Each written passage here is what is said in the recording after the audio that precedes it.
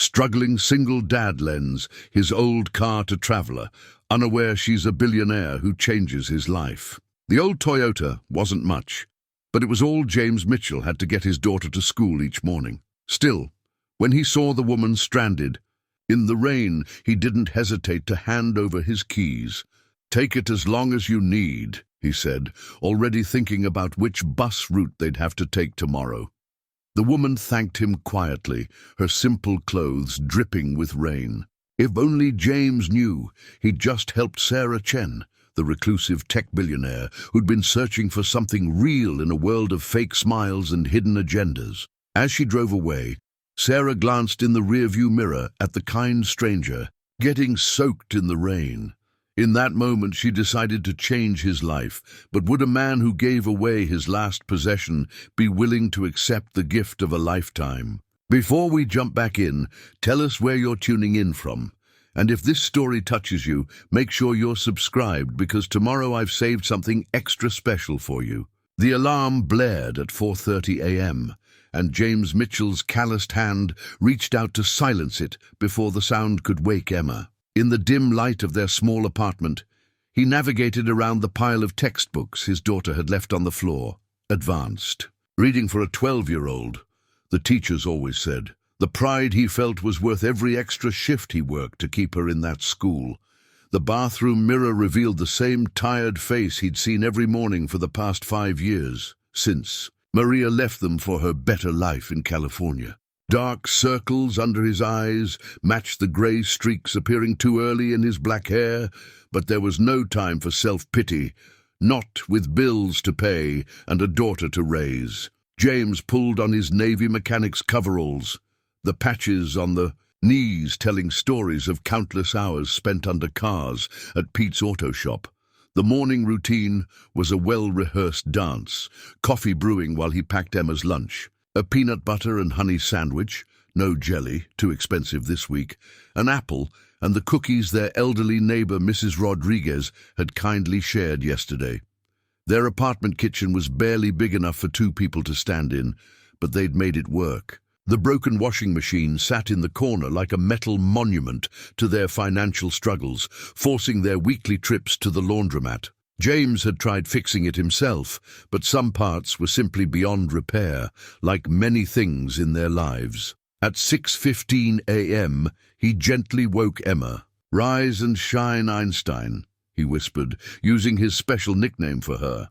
She stirred, her dark curls a wild mess against the pillow, but her eyes opened with that same sharp intelligence that never failed to amaze him. "Is the washing machine fixed yet, Dad?" she asked, the same question she'd been asking for 3 weeks. "Not yet, sweetheart, but soon." The lie tasted bitter, but hope was something he refused to let die in their home.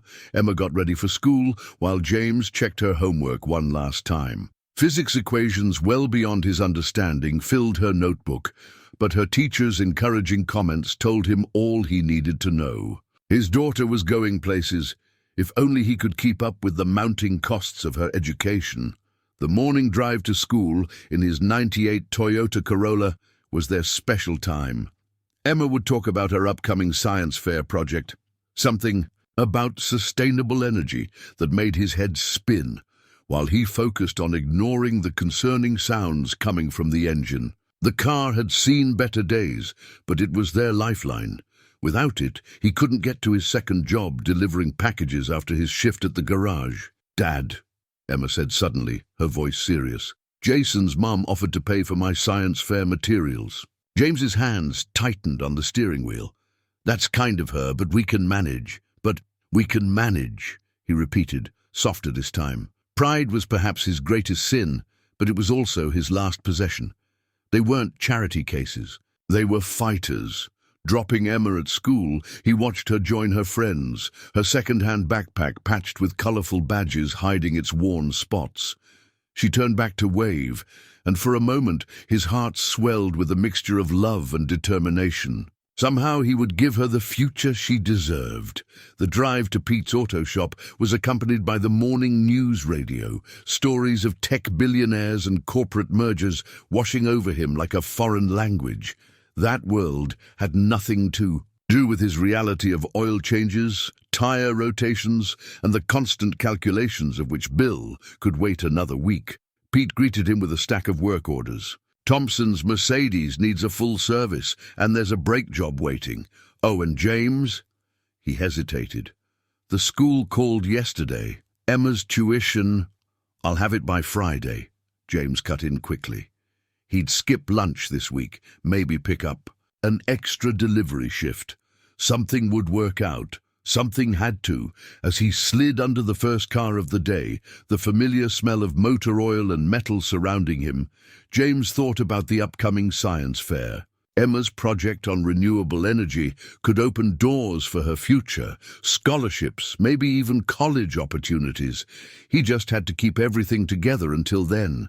Just had to keep the plates spinning, the bills juggled, and his daughter's dreams alive. The washing machine at home could wait. Emma's science fair materials couldn't. And somewhere between the morning oil changes and the evening deliveries, he'd figure out how to make it all work. Because that's what fathers did. That's what fighters did. And James Mitchell was nothing if not a fighter. Sarah Chen stared at her reflection in the penthouse window, the Seattle skyline glittering behind her like a constellation of artificial stars. Another board meeting had just ended, another billion-dollar deal closed, another round of fake smiles. And hidden agendas survived. Her assistant's voice droned through the intercom with the day's remaining obligations. 3 interviews, a charity gala, and a video conference with Tokyo. Cancel everything, Sarah said, surprising herself with. The decision. The silence that followed lasted exactly 4 seconds. She counted them. Ms. Chen. The Forbes interview has been scheduled for 3 months. And the gala, I said cancel everything. Her voice was firm but not unkind. At 34, Sarah had built Chentech into a global empire. But lately, the crown had begun to feel more like a cage. She walked to her private wardrobe, past the rows of designer suits and evening gowns that cost more than most people's cars. In the back, behind the Chanels and Diors, she found what she was looking for: simple jeans, a plain sweater, and worn sneakers she'd kept from her college days. The clothes she'd worn before becoming Sarah Chen, tech billionaire, her security. Chief Michael watched with poorly concealed concern as she emerged from her office transformed. Miss Chen, I must advise against. You can follow at a distance, she conceded, knowing this was the only way she'd be allowed this small freedom. But no close detail, not today. The elevator ride to the garage felt different in these clothes. The same employees who would normally scramble to greet her now barely glanced her way. It was refreshing, like taking off a mask she'd worn so long she'd forgotten it was there. Sarah thought about her father as she walked to her least conspicuous car, a modest grey sedan. He'd started Chentech in their garage, back when they could barely afford rent in their tiny San Francisco apartment. Never forget where you came from, he'd told her before cancer took him 3 years ago. Success isn't about how high you climb, but about remembering the ground you started from. The rain started as she drove through downtown Seattle, her security detail maintaining their promised distance. She passed coffee shops where people huddled over laptops, food trucks with lines of workers grabbing quick lunches, real people living real lives. When was the last time she'd done anything so normal? Her phone buzzed constantly. Her assistant, probably having a meltdown, the board members wondering if she'd lost her mind, reporters speculating about her sudden disappearance. She turned it off, enjoying the unfamiliar sensation of being unreachable. The car's warning light flashed suddenly, the engine making sounds that reminded her of her college days when she couldn't afford proper car maintenance. How appropriate that even her escape vehicle was rebelling against her plans. She pulled over in a neighborhood she didn't recognize, the rain now coming down in sheets. As she stepped out to check the engine, though she had no idea what she'd be looking for, Sarah felt the rain soaking through her clothes. For the first time in years, she wasn't Sarah Chen, CEO of Chentech. She was just a woman with a broken-down car in the rain. The irony wasn't lost on her. Here she was, worth billions on paper, standing helpless beside a smoking car. All her money, her influence, her power, none of it mattered in this moment. She couldn't even call her usual support system without ending this brief taste of normalcy. A few people passed by, hurrying through the rain, some glancing at her with mild concern, but none stopping. In her normal life, people fell over themselves to help her. Now she was invisible, just another stranger in trouble. The rain had completely soaked her simple clothes, and her feet were cold in her old sneakers. Yet somehow she felt more alive than she had in years. In the boardroom, every word was calculated, every gesture measured. Out here, there was no performance to maintain, no image to project. She thought about the morning's board meeting, where they discussed automating another factory line. It's just business, they'd said about the 300 jobs that would be lost. When had she started accepting such statements without question? When had efficiency started mattering more than humanity? A particularly loud clap of thunder made her jump, and she laughed at herself, a genuine laugh, not the polite chuckle she'd perfected for business functions. Her father would have appreciated this moment, seeing his daughter stripped of all pretense, standing in the rain like the student she'd once been. The sedan's engine ticked as it cooled, steam rising from under the hood. Sarah watched it, remembering the countless times her father had taught her about engines and circuits in their garage. She'd been so interested then, before spreadsheets, and stock prices became her world. When had she lost that hands-on connection to the technology that built her empire? In the distance, she noticed a man approaching, concern evident on his face. In her normal life, her security would have already intercepted him. But today was different. Today, she was just a stranded traveler in need of help. Little did she know, this moment of vulnerability would change not only her life, but also the life of the kind stranger walking toward her through the rain. James was finishing his shift at Pete's when he saw her through the rain. A lonely figure standing beside a smoking car. He'd seen that same defeated posture countless times before, usually on people who couldn't afford repairs they desperately needed. Something about her solitude in the downpour made him forget about his own exhaustion. "Engine trouble?" he called out, already reaching for the small toolkit he always carried. The woman turned, and he saw relief flash across her face, a genuine expression he recognized from years of helping stranded motorists. "Yes," she said simply, her voice carrying a hint of resignation. It just stopped. James popped the hood, shielding his eyes from the rain as he examined the engine. Steam rose from a clearly burst hose, and his experienced hands quickly found the problem. Coolant hose ruptured. Not a major repair, but you won't be driving it tonight. The woman, he'd later learn her name was Sarah, nodded as if she'd expected this news. Water dripped from her simple clothes, and James noticed she was shivering slightly. His daughter Emma's voice echoed in his head. "Helping others helps everyone, Dad." "Look," he said, closing the hood. "My car's not much, but it's parked just around the corner. You can use it until yours is fixed." The words came out before he could second-guess them. Sarah's eyes widened with surprise. "You'd lend your car to a complete stranger?" James shrugged, fishing his keys from his pocket. "We've all needed help sometimes." He didn't mention the countless times he'd wished for someone to show him the same kindness when life had knocked him down. "I couldn't possibly," she began, but James was already holding out his keys. "It's an old Toyota Corolla, nothing fancy, but it runs. He hesitated, thinking of Emma's school schedule. "I need it back by tomorrow afternoon, if possible. School pickup." Sarah took the keys carefully as if they were made of glass. "Your child?" "My daughter." James nodded, rain running down his face. "Emma, she's 12. Something shifted in Sarah's expression, a softening around the eyes, a gentle smile that seemed to come from somewhere genuine. "I'll have it back to you first thing in the morning," she promised. "But how will you get home?" James gestured vaguely toward the bus stop. "Public transit's not so bad." He was already calculating the route home and tomorrow's journey to Emma's school. "At least let me get your contact information," Sarah said, pulling out a simple notepad from her bag. No phone, James noticed. It must have gotten wet.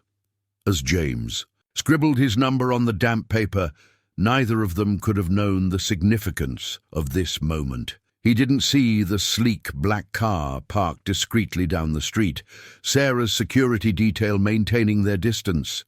She didn't see the worn textbook in his back seat, evidence of a father's dedication to his daughter's dreams. "The turn signal sticks sometimes," James explained, pointing to the car, "and the heat takes a few minutes to really kick in." He felt oddly compelled to apologize for the car's condition, but Sarah was already shaking her head. "It's more than I deserve," she said softly, and something in her tone made James wonder what kind of life this stranger led, that such a simple act of kindness could move her so deeply. As Sarah drove away in his old Toyota, James stood in the rain a moment. Longer, something about the encounter felt significant, though he couldn't have said why. Perhaps it was the genuine gratitude in her eyes, or maybe it was just the simple act of helping someone who needed it. The bus ride home was long, and his clothes were still damp when he finally walked through his apartment door. Emma was already asleep on the couch, her physics homework spread around her. As he carried her to bed, she stirred slightly. "Where's the car, Dad?" she mumbled sleepily. "Helping someone who needed it more than us tonight, kiddo," he whispered, tucking her in. "That's good," she murmured, drifting back to sleep. "That's what heroes do." James smiled in the darkness of their small apartment, thinking of the mysterious woman in the rain. Tomorrow would bring its own challenges, the morning bus route, the pending school fees, the endless struggle to keep everything together.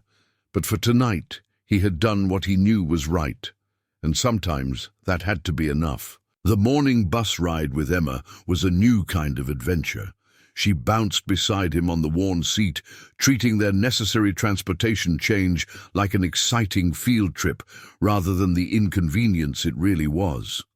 "Look, Dad, you can see inside everyone's apartments from up here," she said, pressing her face against the window. Her breath fogged the glass as she watched the city wake up. "And we're so much higher than in the Toyota." James checked his watch again.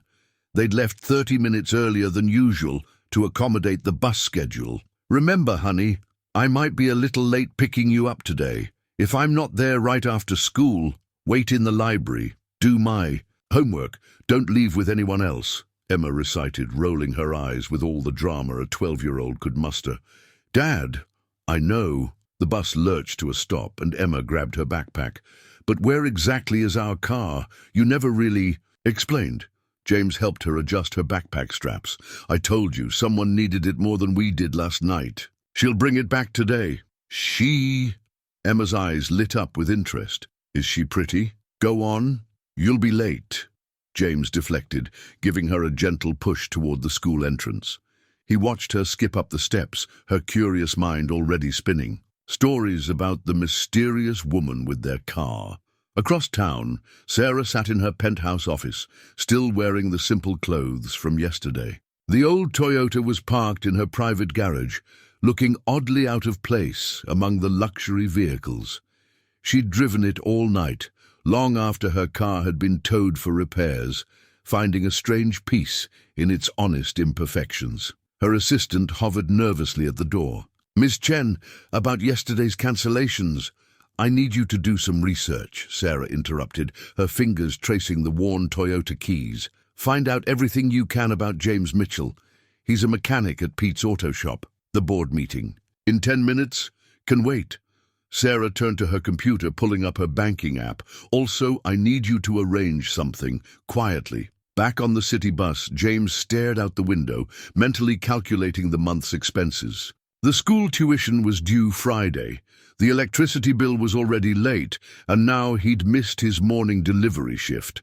The lost income from one shift wouldn't break them, but it sure wouldn't help. His phone buzzed. An unknown number. "Your car is fine," a familiar voice said when he answered. "I can bring it to your work around noon." That would be perfect, thank you. James hesitated. I'm sorry again about the condition. It got me where I needed to go, Sarah cut in softly. Sometimes that's all we can ask for. There was something in her voice, something that reminded him of Emma when she was working out a particularly complex math problem. Like she was seeing patterns he couldn't. When he arrived at Pete's, there was an envelope in his locker. Inside, he found a receipt. His electricity bill, paid in full. Must be a mistake, he thought, even as a strange suspicion began to form. At exactly noon, his Toyota pulled into the shop's parking lot. Sarah stepped out, looking somehow both out of place and perfectly at home in her simple clothes. She handed him the keys with a smile that seemed to hold secrets. Thank you, she said simply, for reminding me of something important. Before James could respond, she was gone, leaving him with the faint scent of expensive perfume and the strange feeling that something significant had just happened, something that went beyond a simple act of kindness on a rainy night. He didn't notice the black sedan that followed her, or the way she watched through its tinted windows as he checked over his car with mechanic's hands, finding it exactly as he'd left it, dents, dings and all. What he did notice later that night was that his Toyota's engine ran just a little smoother than before. But that had to be his imagination, right? Back in her executive office, Sarah stared at the folder her assistant had compiled. James Mitchell's life lay before her, in careful bullet points and official documents, each page revealing a story of quiet determination and constant struggle. Tell me what you found, she said, not looking up from the photograph of James and Emma at what appeared to be a school science fair. The girl's smile was radiant, holding up a project about renewable energy. Her father's pride was evident in his expression, even as the worn state of his clothes told its own story. James Mitchell, age 36, her assistant began. Divorced 5 years ago when his wife left him and their daughter. Works as a senior mechanic at Pete's auto shop, plus evening delivery shifts for various services. No criminal record, excellent. Credit history, despite financial struggles, he's never missed a payment, though several were close. Sarah touched the edge of Emma's school report card. Straight A's, with glowing teacher comments about her aptitude for physics and mathematics. Tell me about the daughter. Emma Mitchell, age 12. Tested well above her grade level, particularly in sciences. She's on a partial scholarship at Wellington Prep, but the family still struggles with tuition. Her assistant paused. There's an outstanding balance due this Friday. How much? $3,000. According to his bank records, he's about $800 short. Sarah nodded, remembering her own father's struggles to keep her in good schools. What about the ex-wife? Maria Mitchell, now Maria Sanderson. Remarried 2 years ago to a real estate developer in California. She pays minimal child support, often late. No meaningful contact with Emma since the divorce. The next document showed James's apartment lease, a small 2-bedroom in an aging building. The rental office had notes about his consistent, if sometimes delayed, payments and his willingness to help with building maintenance in exchange for rent flexibility. His current employment? Pete's auto shop values him highly. He's their most qualified mechanic, but the shop itself is struggling with the new luxury garage that opened nearby. His evening delivery work is through various apps. He averages 4 hours per night after his regular shift. Sarah stood, walking to her window. Below, Seattle's tech district gleamed with prosperity, while in the distance she could see the more modest neighborhoods where people like James fought their daily battles. Medical records? He's been postponing his own checkups to prioritize Emma's healthcare. There's a notation about chronic back pain, probably from years of mechanical work. But he hasn't sought treatment. A notification popped up on Sarah's phone. Another board meeting about maximizing shareholder value. She dismissed it, focusing instead on a handwritten letter from Emma's science teacher, praising the girl's project on sustainable energy and suggesting she apply for an advanced summer program. The program's cost was circled in what looked like James's handwriting, then crossed out heavily. The washing machine. Her assistant blinked at the sudden shift. "Excuse me," in their apartment. When our people did the drive-by, they noticed a broken washing machine.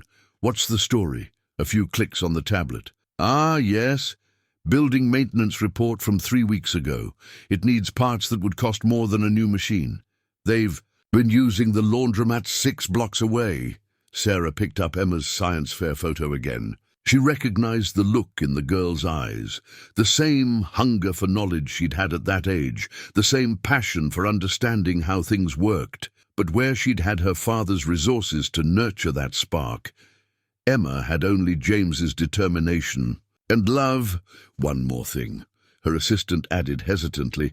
"According to his social media footprint, which is minimal, today is Emma's birthday." Sarah set the photo down, her decision made.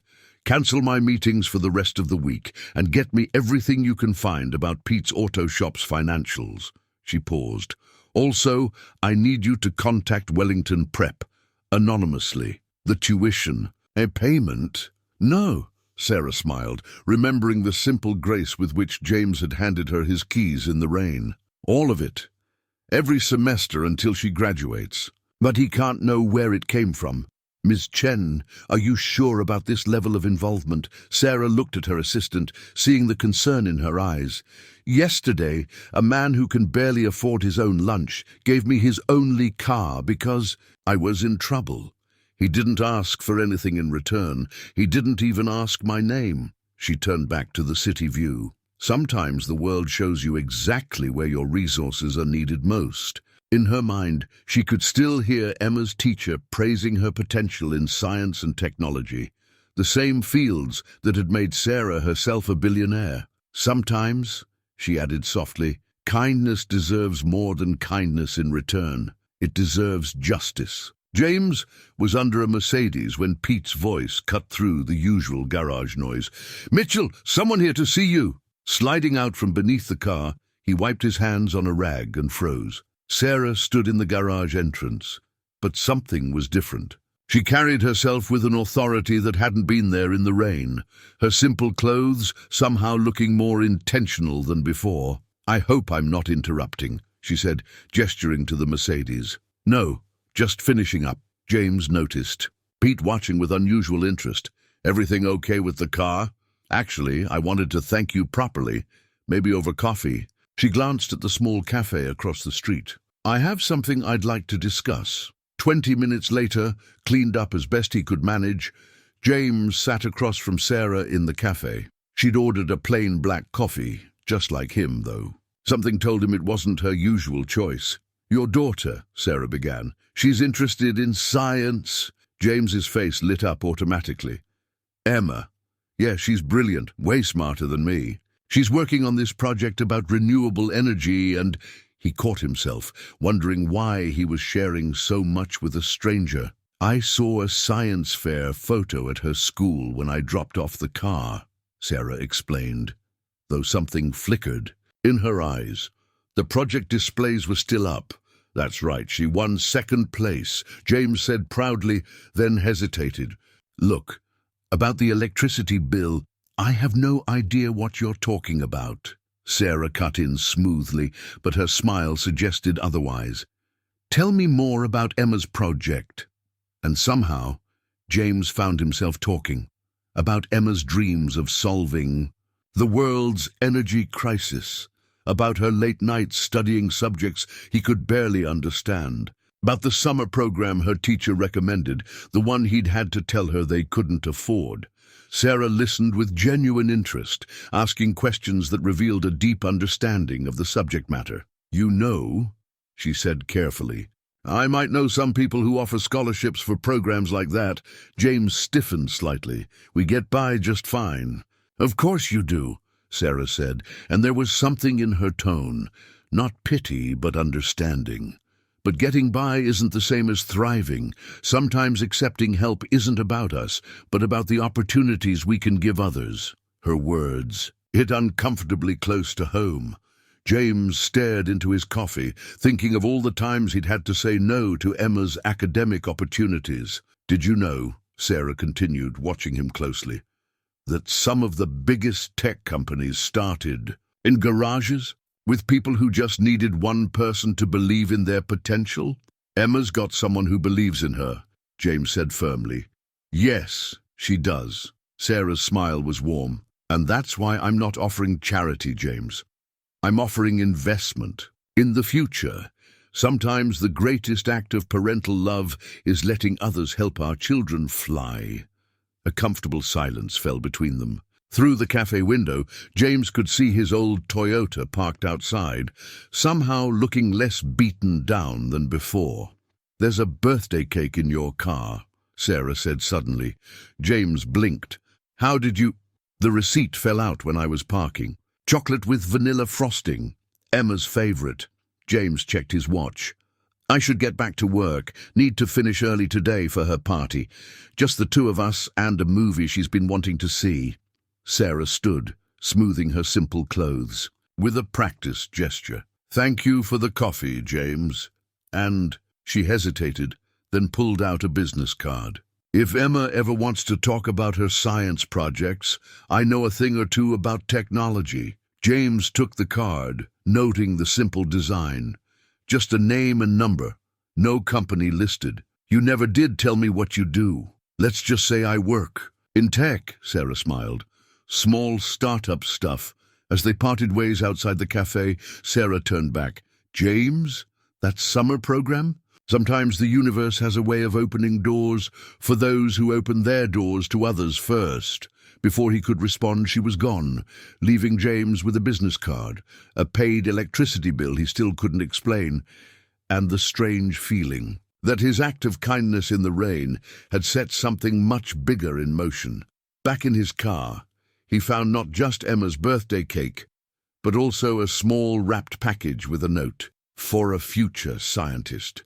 Inside was a professional-grade calculator, the exact model Emma had been eyeing in the school supply store. James sat in his car for a long moment, torn between pride and gratitude, wondering just who Sarah really was, and why she seemed so invested in their lives. The changes started small, almost imperceptible at first.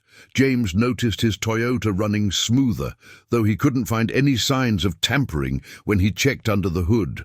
The check engine light that had been a constant companion for months had mysteriously disappeared. Emma was the first to notice the bigger changes.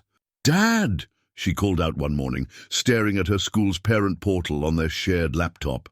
"There must be some mistake. It says all my tuition is paid, even for next semester." James frowned at the screen, a familiar suspicion growing. He'd been about to sell his grandfather's old watch to cover this month's payment. "I'll call the school," he said, but somehow never got around to it. The washing machine was next. He came home from work to find Mrs. Rodriguez, their elderly neighbor, excited about the repairman who'd come to the building. "Such a nice young man," she said, beaming. "Fixed my sink too. Said it was all part of some new building maintenance program. Your machine's working now, by the way. I heard it running earlier." Inside their apartment, the old washing machine hummed quietly, working better than when it was new. A small note stuck to it read, "Regular maintenance is key to longevity." Building management. But it was Emma's birthday present from Sarah that had the most immediate impact.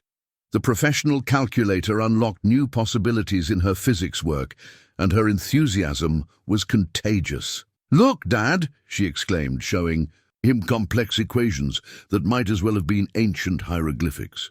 "Miss Patterson says with calculations this precise, my energy project might have a chance at the state science fair." James watched his daughter flourish, her confidence growing daily. The mysterious Sarah had been right. Sometimes accepting help wasn't about pride, but about potential.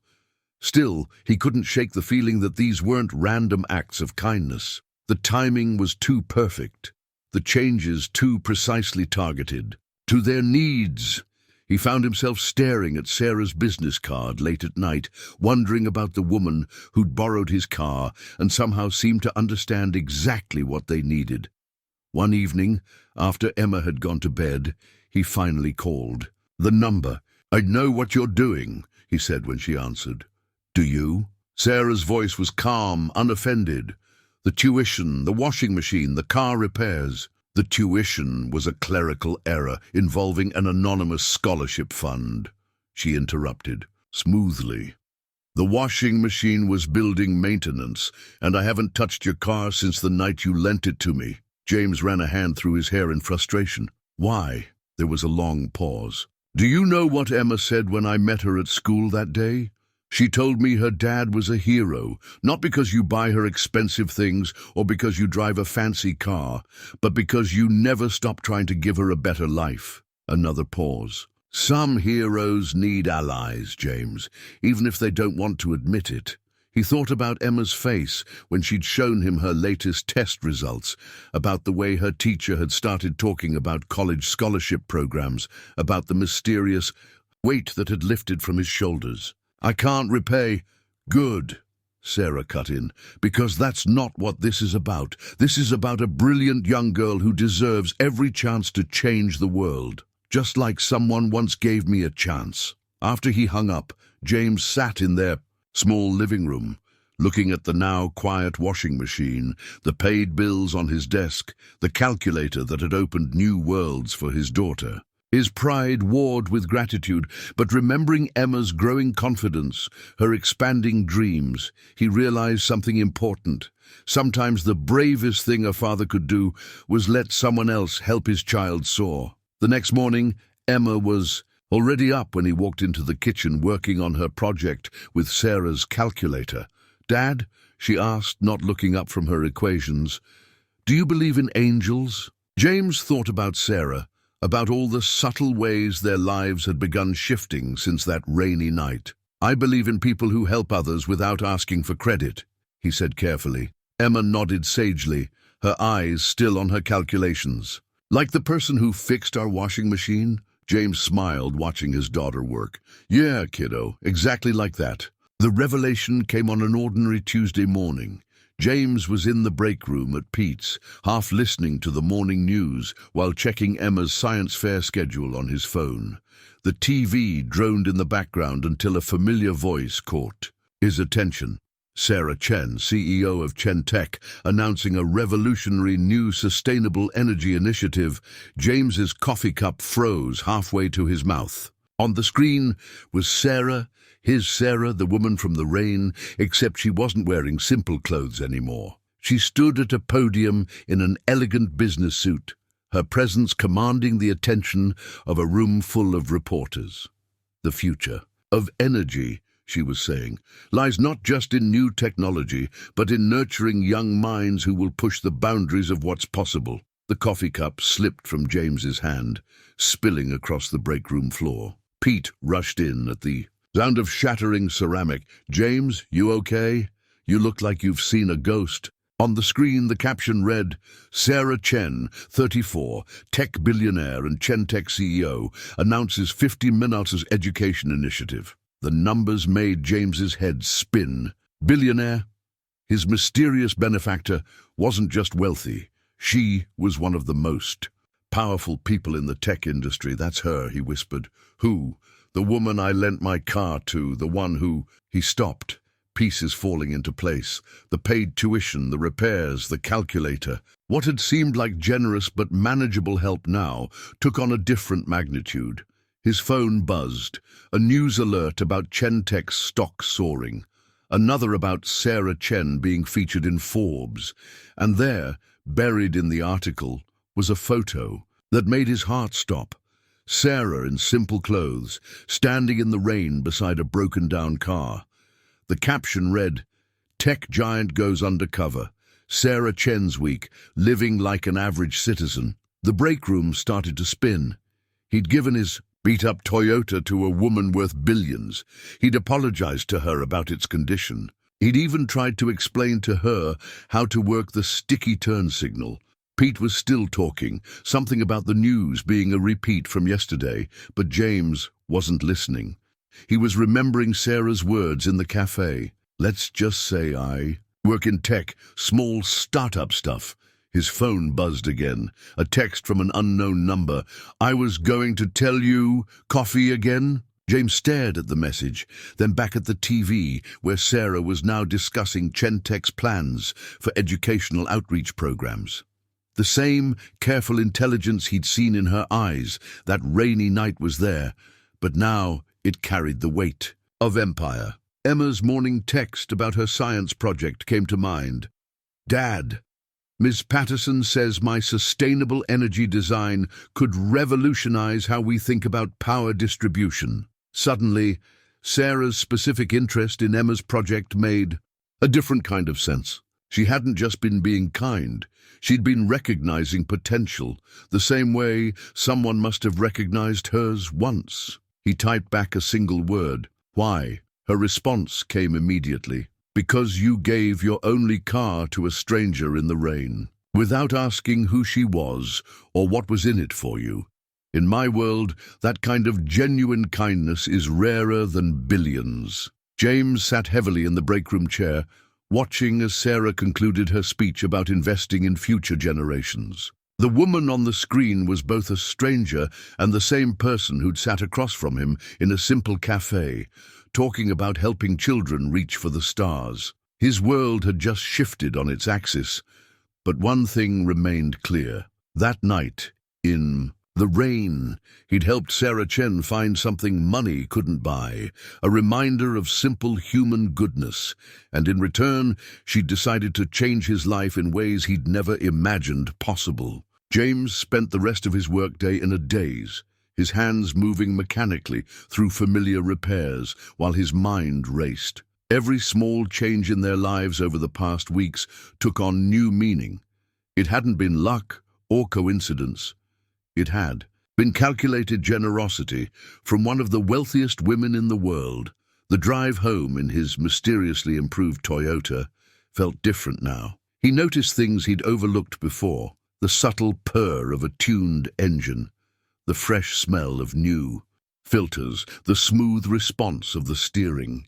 Not just repairs, but a complete overhaul by what he imagined were the best mechanics money could buy. Emma was waiting at their apartment door when he arrived, practically bouncing with excitement. Dad, you'll never believe what happened. The summer science program, they said I got a full scholarship, and there's even a stipend for materials. His heart clenched.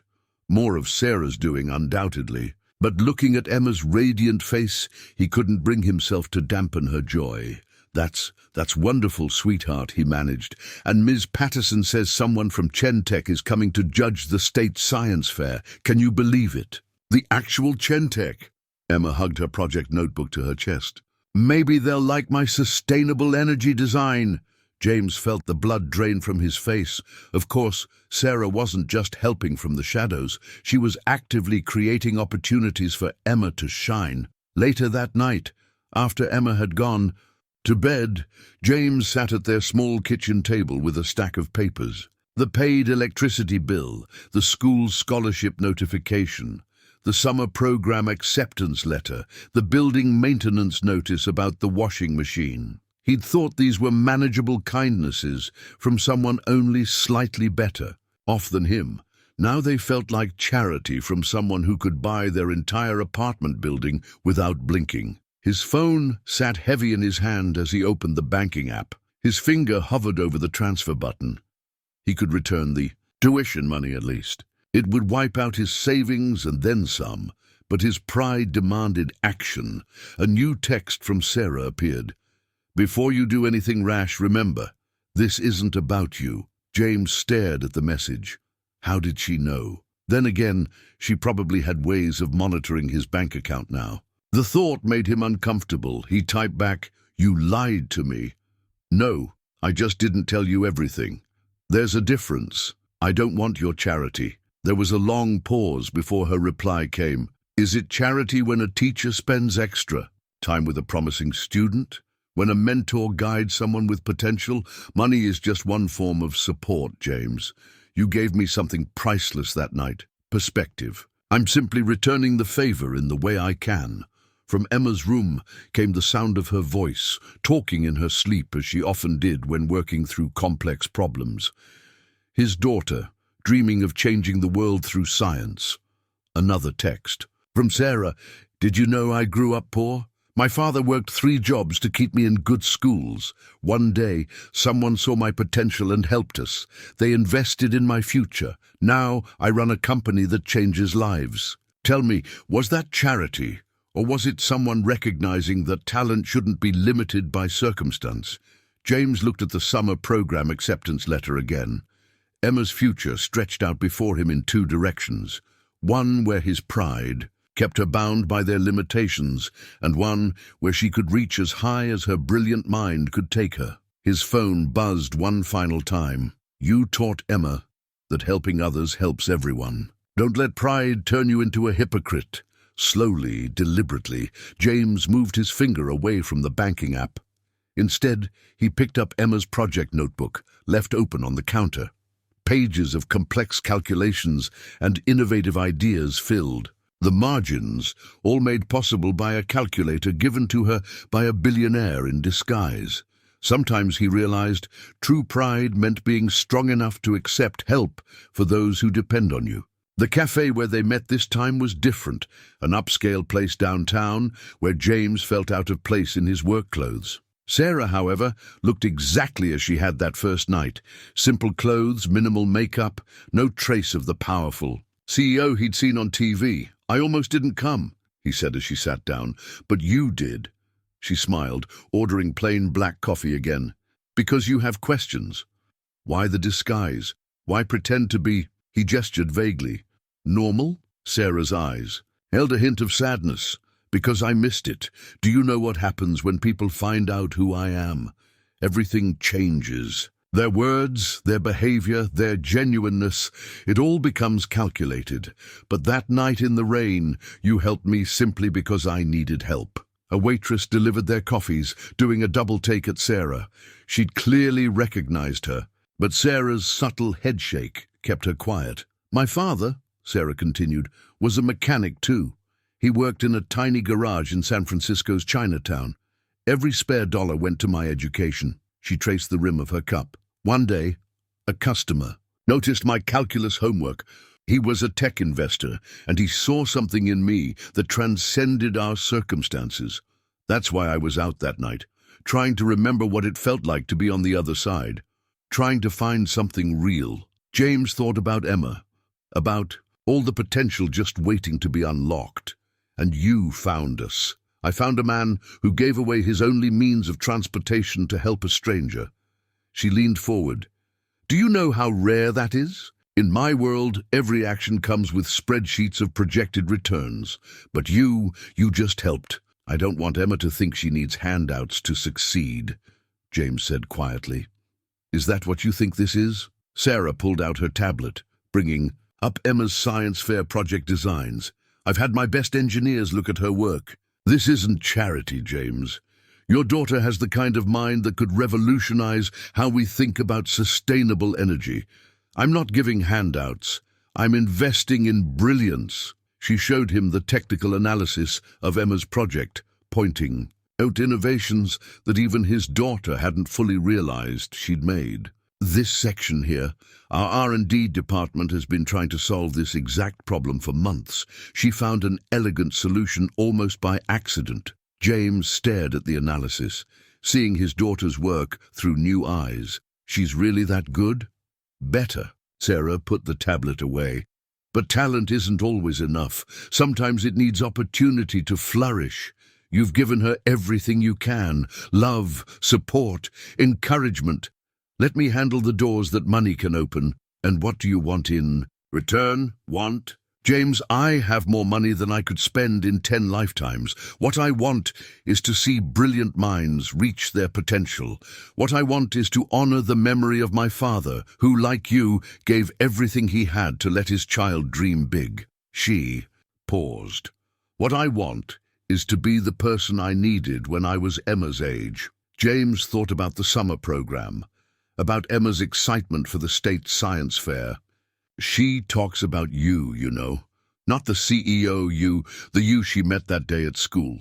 She says you're the first adult besides her teachers who really understood her project. Sarah's smile was genuine. She reminds me so much of myself at that age. All those ideas, just needing a chance to grow. She pulled out an envelope.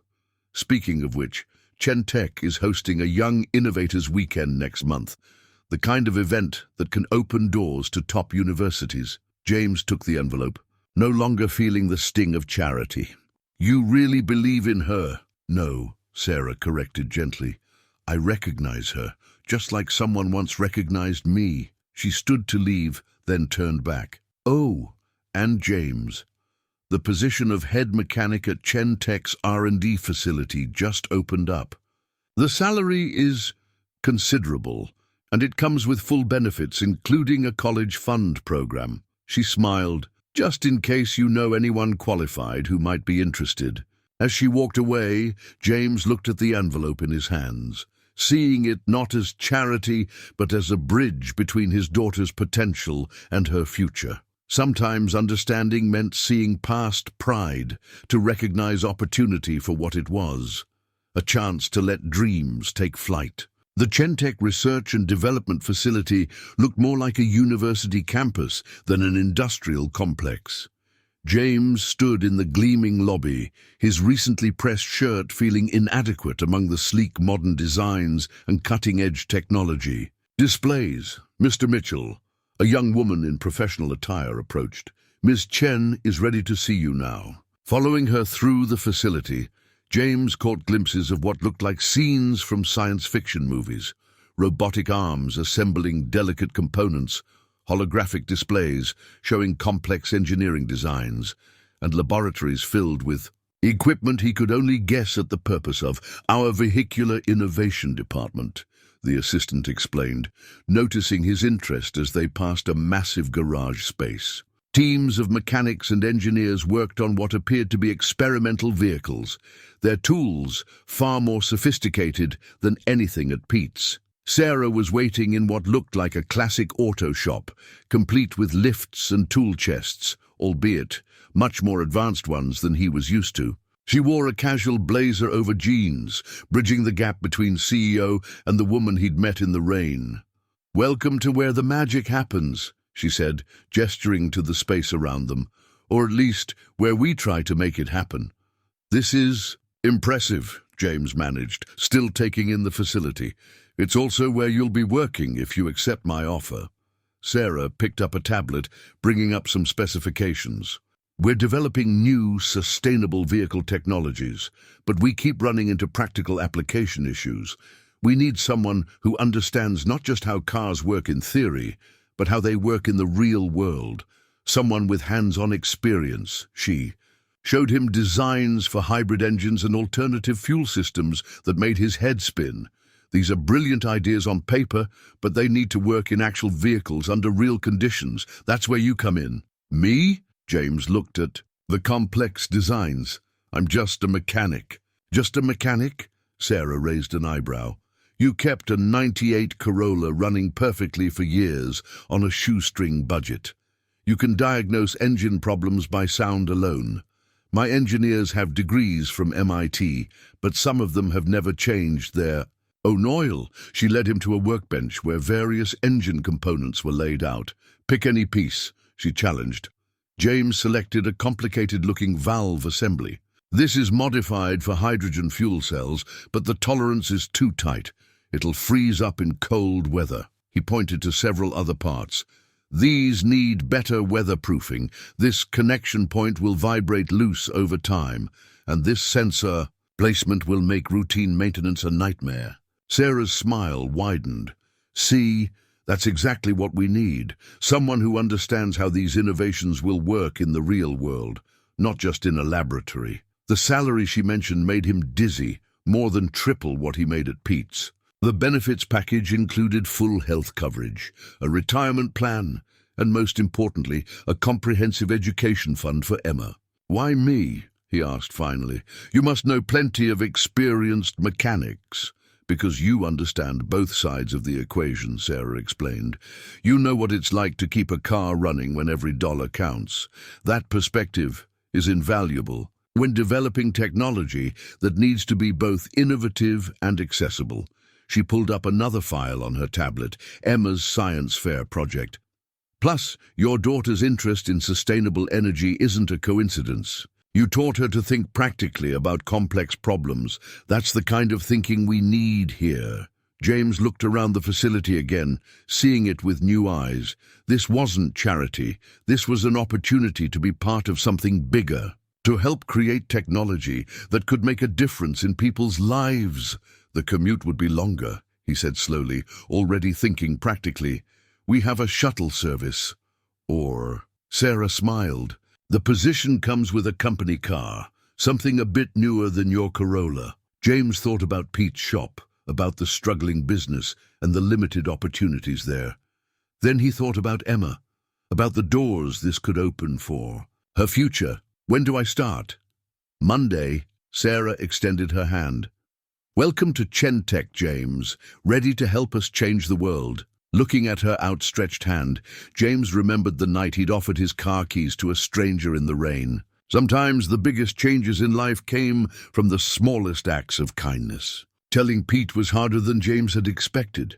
The old mechanic had been more than a boss. He'd been a friend, someone who'd given James flexibility when Emma was sick, who'd understood about late payments and missed shifts. Chen Tech, huh? Pete wiped his hands on a shop rag, looking around his aging garage. Can't say I blame you. Place like this can't compete with that kind of opportunity. Pete, don't apologize. Pete cut him off with a wave. You've got a daughter to think about. Besides, he managed to smile, it'll be good to have someone on the inside when all these fancy new cars start breaking down. The rest of the week passed in a blur of preparation. Emma was ecstatic about the move, especially when she learned they'd be closer to her new summer program. Dad, is it true? She asked, helping him pack his tools. We're really going to live in an apartment, with working appliances, and I can have my own desk for studying. James watched her carefully wrap his wrenches in old towels. That's right, kiddo. No more laundromat visits either, and you'll be working with real engineers. Her eyes shone with excitement. Maybe they can help me with the quantum physics part of my project. The morning of his last day at Pete's, James found Mrs. Rodriguez waiting by his car, holding a packed lunch like she'd done so many times before. You're a good father, she said, pressing the lunch bag into his hands. Taking chances for your children, that's what parents do. Her eyes crinkled with wisdom. Your new boss, this Sarah Chen, she sees something special in you both. Sometimes God sends angels in strange disguises. As James drove home that evening, his toolbox in the trunk for the last time, he thought about all the changes ahead. The new apartment Sarah's HR department had helped him find was in a better school district, with a rent that his new salary made comfortably affordable. The company car they'd promised would be ready on Monday, an electric hybrid that Emma couldn't wait to study. His phone buzzed with a text from Sarah. Ready for Monday? He typed back, nervous but ready. Emma can't stop talking about the lab tours you promised. About that. There's a junior engineering program starting next month for exceptional students. Emma's science fair project already qualified her. James smiled, remembering Sarah's words about investing in potential. She'll be thrilled. That night, as he and Emma ate dinner at their small kitchen table for one of the last times, she looked up from her physics textbook with a serious expression. Dad, are we lucky? James considered the question carefully. I think we're blessed, with people who see our worth and want to help us grow. Like Sarah, Emma's perception, as usual, was razor sharp. She's not just your new boss, is she? She's the one who's been helping us. What makes you say that? Emma shrugged. The calculator she gave me that first day. It's the exact model used in Chentech's labs. I saw it in their promotional video. And the summer program acceptance letter had her signature at the bottom, even though she tried to make it look unofficial. James shouldn't have been surprised by his daughter's detective work. Does that bother you? No, Emma said thoughtfully. Because she doesn't treat us like we're charity. She treats us like we're worth investing in. That's what you always taught me about education, right? It's an investment in the future. Looking at his brilliant daughter, James felt the last of his doubts fade away. They weren't accepting handouts. They were accepting an opportunity to become the best versions of themselves. His phone buzzed one last time that night. Another text from Sarah. By the way, the lab next to yours is working on revolutionary battery technology. Emma might find it interesting when she visits. James looked around their small apartment, at the boxes packed for their move, at Emma's excited face as she worked on her project. Sometimes taking chances wasn't about risking what you had. It was about being brave enough to reach for something better. Monday morning felt like stepping into a new world. The company car, a sleek blue electric hybrid, purred to life with a soft hum that made James's old Toyota seem like ancient history. Emma couldn't stop examining every feature, especially the advanced energy monitoring system. Dad, look. It shows exactly how much power is being regenerated through braking. This could help with my project calculations. Their new apartment complex was a world away from their old building. The security gate opened automatically as they approached, and Emma gasped at the small park with study areas scattered among the trees. Their unit on the third floor had large windows that flooded the rooms with natural light, making their few possessions look somehow smaller, but full of possibility. Your room's down the hall, James told Emma, watching her explore the space with wide eyes. It has a built-in desk. She ran to investigate, her squeal of delight echoing through the still empty rooms. Dad, there's a whole wall of bookshelves. At Chentech, James's orientation began with a surprise. His office was actually a state-of-the-art workshop, equipped with both traditional tools and cutting-edge diagnostic equipment. A team of young engineers waited to meet him, looking both eager and slightly intimidated. Mr. Mitchell, a young woman, stepped forward. I'm Dr. Sarah Chen, no relation to Sarah, she smiled. We're so excited to have your practical expertise. Would you mind looking at something that's been puzzling us? They led him to a prototype engine that combined electric and hydrogen power. James circled it slowly, noting details that only decades of hands-on experience could spot. Your power transfer's inefficient, he said, pointing to a particular configuration. And this'll overheat in real-world conditions. But if you modify this connection here... He grabbed a wrench, then hesitated, looking at the expensive equipment. Please, Lisa encouraged. Show us. By lunchtime, James had helped solve 3 design issues that had been stumping the team for weeks. His practical knowledge complemented their theoretical expertise perfectly, and he found himself energized by the collaborative environment. A text from Emma interrupted his work.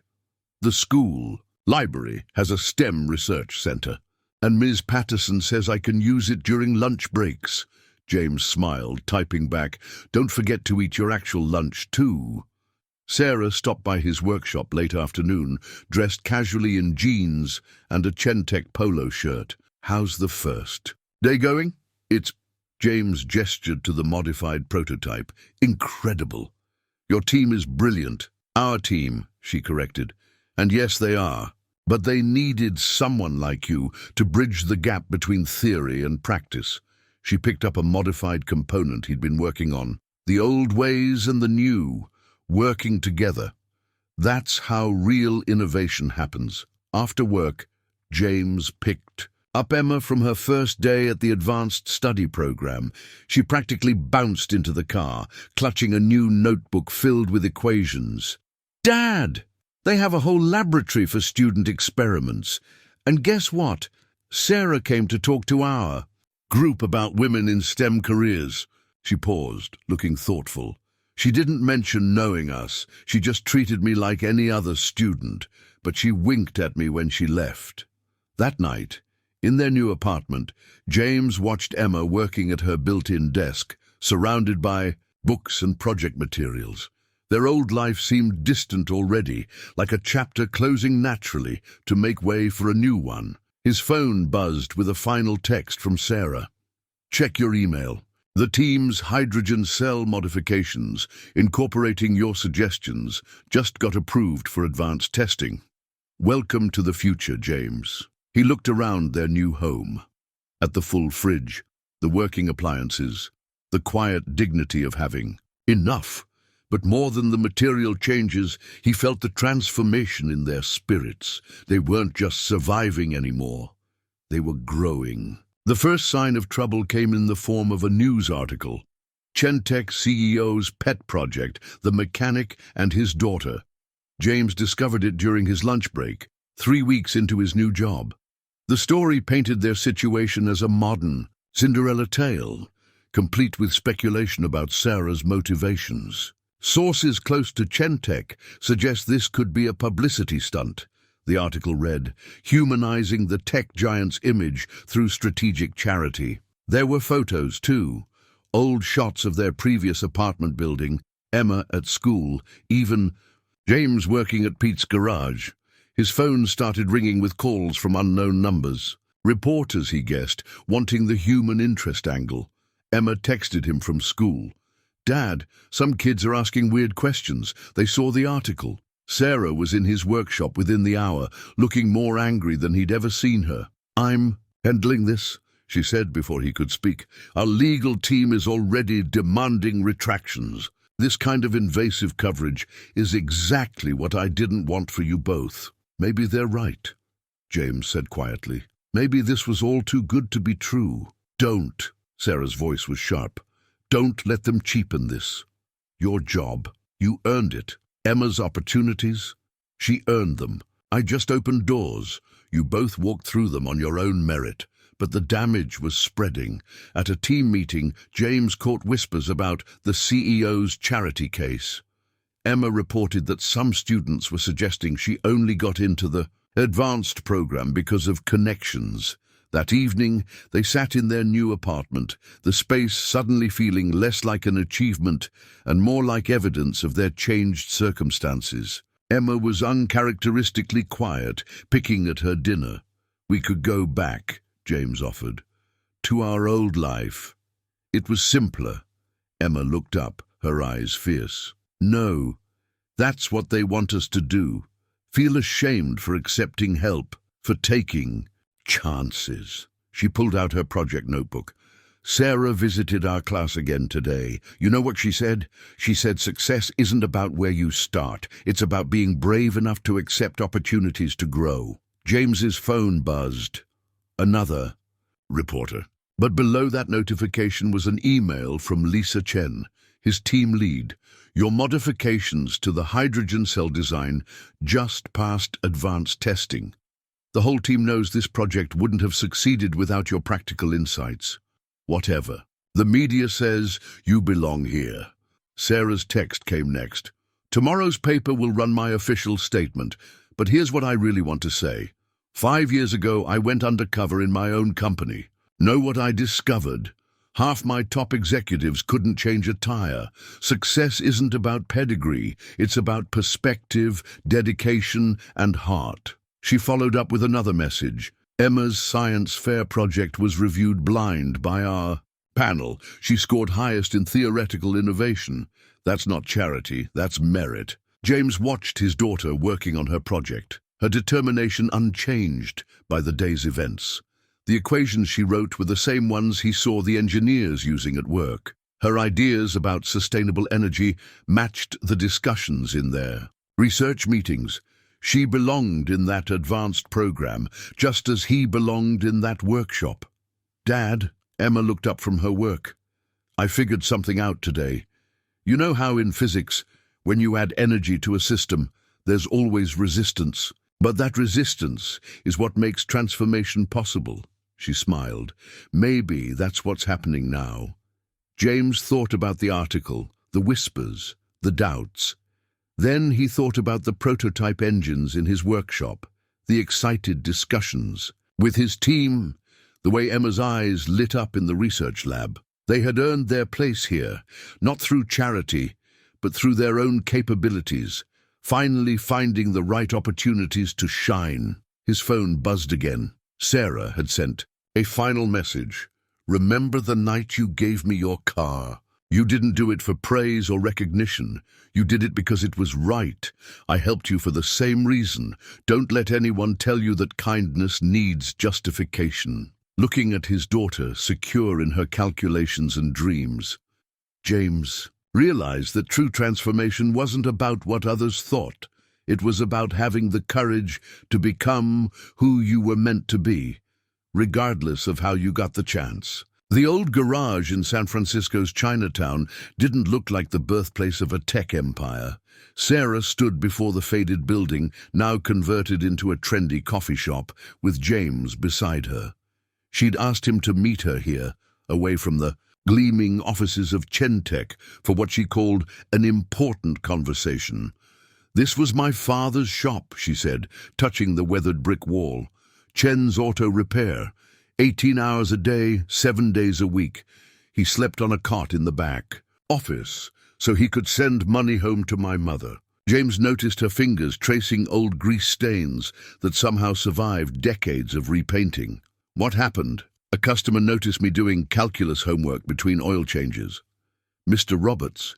He ran a venture capital firm." Sarah smiled at the memory. "He started talking to my father about investing in my education. Dad was like you at first, proud, resistant to help. But Mr. Roberts said something I'll never forget. Talent is universal, but opportunity is not." She led James to a small park across the street. That investment changed everything. Private school, coding camps, MIT scholarship. But Dad kept working here, kept his humble lifestyle. "Never forget where you came from," he'd say. "The night we met," James realized, "you were trying to remember. I was trying to find something real again." Sarah sat on a park bench, watching the morning traffic. "Success is a strange thing, James. It builds walls around you. Everyone wants something. Every kindness comes with strings attached." She looked at him directly. "Except that night. You didn't know who I was. You just helped." James thought about Emma's words about resistance and transformation. "Why are you telling me this now?" "Because you need to understand. This isn't about charity. When I help Emma, I'm repaying a debt to Mr. Roberts. When I give you opportunities at Chen Tech, I'm honoring my father's memory." She pulled out an old photograph, a young girl in oil-stained clothes, beaming beside a complex mathematical equation drawn on a garage whiteboard. "That's you," James said softly. "That's Emma, too. And every other brilliant mind just waiting for a chance to shine." Sarah's voice grew passionate. "Do you know what the hardest part of success is? Watching people dismiss your achievements because someone helped you along the way, as if accepting help somehow diminishes your own hard work." James thought about the recent media coverage, the whispers at work. "Like they're doing to us now." Exactly. But here's what I learned. True giving isn't about power or debt. It's about recognizing potential and having the means to nurture it. She stood, walking to the old garage's window. "My father died before Chen Tech went public. But every time I help someone like Emma, every time I give someone like you a chance to grow, I feel him smiling." Inside the coffee shop, trendy professionals typed on laptops where cars were once repaired. "The world changes," Sarah mused, "but some truths remain constant. Talent still needs opportunity, kindness still matters, and sometimes the greatest gift we can give someone is the chance to become who they're meant to be." She turned to James. "You and Emma remind me of my father. And me. The same determination, the same dignity, the same potential. I'm not giving you anything you haven't earned. I'm just providing the same kind of opportunity Mr. Roberts gave me." As they walked back to their cars, his company hybrid parked beside her modest sedan, Sarah added one final thought. "You know what my father said when Mr. Roberts offered to help? He said, 'My daughter's future is worth more than my pride.' That's true wisdom, James. That's true love." James watched her drive away, understanding finally settling in his heart. They weren't characters in some modern fairy tale. They were part of a continuing cycle of recognition and opportunity, of talent meeting chance, of kindness rippling forward through generations. That evening, helping Emma with her project, he saw Sarah's young self in his daughter's determined eyes. The equations might be different, the technology more advanced, but the fundamental truth remained. Sometimes, the greatest act of pride was having the humility to accept help, so you could one day help others in return. The State Science Fair buzzed with excitement. Hundreds of projects filled the convention center, but Emma's display drew constant attention. Her sustainable energy design, refined through months of work in Chentech's labs, stood out with its practical applications and innovative approach. James watched from a distance as his daughter confidently explained her project to the judges. She'd grown so much in these past months, not just in knowledge, but in confidence. Gone was the girl who worried about asking for new school supplies. In her place stood a young scientist, sure of her place in the world. "She's a natural," Sarah said, appearing beside him in her judge's blazer. She'd recused herself from judging Emma's category, but had insisted on being part of the event. The other judges are impressed, especially with her real-world testing data. The data had come from James's workshop at Chentech, where Emma had been allowed to test her theories on actual prototype engines. The results had even influenced some of the company's current research directions. "We're announcing a new initiative today," Sarah continued, watching Emma demonstrate her project to an enthusiastic crowd. "The Chen Mitchell Scholarship Fund, for promising students in STEM fields who just need a chance to shine." James turned to her, surprised. "Mitchell, your story inspired it. The mechanic who gave away his car to help a stranger, who chose his daughter's future over his pride. That's the kind of spirit we want to celebrate." She smiled. "Plus, Emma's already agreed to mentor future recipients." Across the hall, Pete had come to watch, beaming like a proud grandfather. He'd closed the shop for the day, bringing several regular customers who'd known Emma since she was little. Even Mrs. Rodriguez had made the trip, armed with enough homemade cookies to feed every competitor. The prototypes from James's team at Chentech were prominently displayed in a special exhibition area. His practical modifications had revolutionized their approach to sustainable vehicle design, earning him a promotion to head of practical innovation, a position created specifically for his unique perspective. "Dad!" Emma called out excitedly. "The university representatives want to talk about early admission programs." James watched his daughter dive into animated discussion with professors from top engineering schools. Her project had evolved far beyond its original scope, incorporating principles that challenged current energy storage theories. "You know," Sarah said softly, "my father never got to see Chentech succeed, but he believed in me long before anyone else did, just like you believed in Emma." "We all need someone to believe in us," James replied, thinking of his journey from that rainy night to this moment. The award ceremony brought the final surprise. Emma's project didn't just win first place, it was selected for special recognition by the Department of Energy. As she accepted her award, she spoke words that brought tears to James's eyes. "Success isn't just about individual effort," she said, her voice clear and confident. "It's about community, about people who believe in you, who open doors you didn't even know existed. My dad taught me that helping others helps everyone, and now I understand. Success isn't just about achieving your dreams, it's about helping others achieve theirs too." Later, at the celebration dinner Sarah had arranged, James watched Emma moving confidently among scientists and engineers, holding her own in complex, technical discussions. His daughter had found her place in the world that once seemed so far out of reach. "When do you start the scholarship program?" he asked Sarah. "Next month. We've already identified 20 promising candidates." She paused. "We'd like you to help select them. You have a unique perspective on recognizing potential in unexpected places."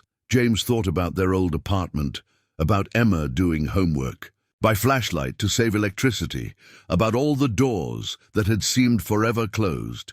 Now here they were, about to help open those same doors for others. "You know," he said, watching Emma demonstrate a principle to an attentive group of engineers, "that night in the rain, I thought I was just helping someone in need.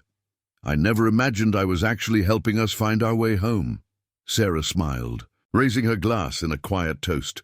"To the power of kindness," she said softly, "and to all the doors it opens." Around them, the celebration continued, but James's thoughts were on the future, not just his and Emma's, but all the lives they would help transform through the scholarship program. Sometimes the greatest gifts we receive are the ones that enable us to give to others. 1 year later, the old Toyota Corolla sat in a special display case at Chentech's Innovation Center alongside Emma's original science fair project. A plaque beneath it read, "Sometimes the smallest acts of kindness can change the world." James stood before it, remembering that rainy night that had changed everything. The car had been fully restored, but they'd kept all its little imperfections: the sticky turn signal, the temperamental heating system. Each flaw told part of their story. "Ready for the ceremony?" Sarah asked, joining him at the display. She was dressed formally today, but her smile held the same warmth it had that first night in the rain. The Chen Mitchell Scholarship Fund was celebrating its first year, with 35 students now pursuing their dreams in science and technology. Each had a story like Emma's, brilliant minds just waiting for an opportunity to shine.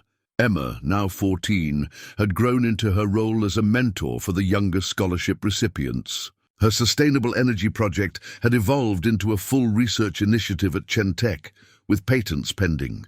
Universities were already competing for her future enrollment. "Dad," she called, hurrying over in her presentation outfit. "The new scholars are here. Can you tell them the car story, about that night in the rain?"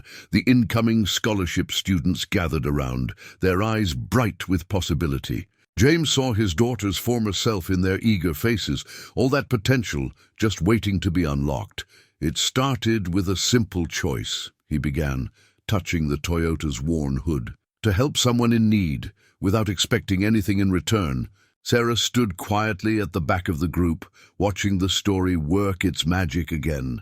Her father's photo now hung in Chentech's main lobby, alongside the company's new motto, "Innovation begins with kindness." James's workshop at Chentech had become a hub of practical innovation, where engineers and mechanics worked side by side, combining theory with real-world experience. Pete now sent his most promising apprentices there for advanced training, bridging the gap between old wisdom and new technology. The real lesson, James told the students, isn't about cars or technology or even success.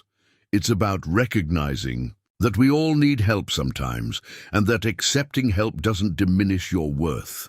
It multiplies your potential. After the ceremony, as the new scholars excitedly explored the Innovation Center with Emma as their guide, James and Sarah stood by the Toyota one last time. "Sometimes I wonder," James said, "what would have happened if it hadn't rained that night?"